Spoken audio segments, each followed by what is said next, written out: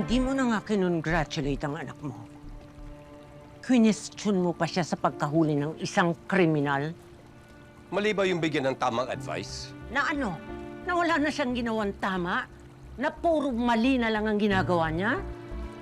Isabel, hindi ganun kasimpleng kumilos sa totoong mundo ang isang alagad na batas. Alam mo, yan naman ang bukang bibig mo eh. Na dati kang general, kapitapitagan, tinitingala ng kapulisan. Ricardo, pwede ba? Minsan kalimutan mo naman na dati kang general. Magpakatatay ka!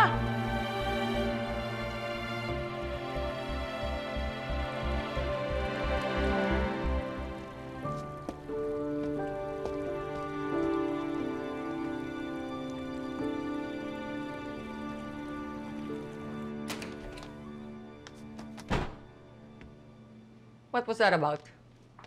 Ako? Si Dad. Mali na naman ako para sa kanya. Mali ba na ginawa ko ng tama yung trabaho ko? Tama, sinagot-sagot mo siya. Sa tingin ba tama yon? Huwag mo nang uulitin yun, lalo pag nandito ako. Mali ba na pinagtanggol ko yung sarili ko? Hindi ko naman binabasa si Dad eh. Sinasabi ko lang kanina sa kanya kung ano yung totoo.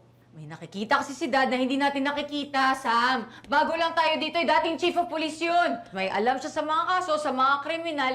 Please, matuto ka naman makinig. Ate, mali ba na pinagtanggol ko nga yung sarili ko kanina? Yun ang tinatanong ko. Mali ba na nalutas ko yung kaso ko? Ayan, sige. Diyan tayo magsimula sa ahensya ninyo. Wala kayong coordination. Yung kaso ni Zafra, hawak namin yan na inagaw nyo. Anong kinalaman ng team ko? Alam mo, hindi namin kasalanan kung makukupad kayong mga taga-Enlia. Kami, ako at ang team ko, nahuli namin yung malaking kriminal. Wow! Eh di ikaw na magaling. Hindi ka marunong makinig, Sam. Baka nakakalimutan mo. Dahil sa tigasan ng ulo mo, nasira yung pamilya natin!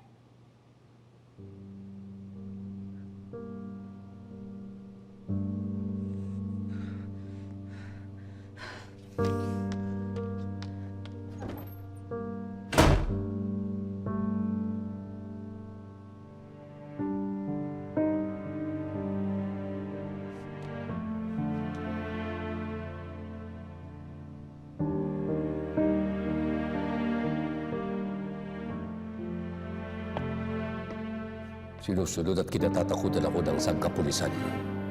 Batas ang salita ko. Hindi ko palalampasin na kaya kong suwagin ang sarili kong anak sa sarili kong pamamahay.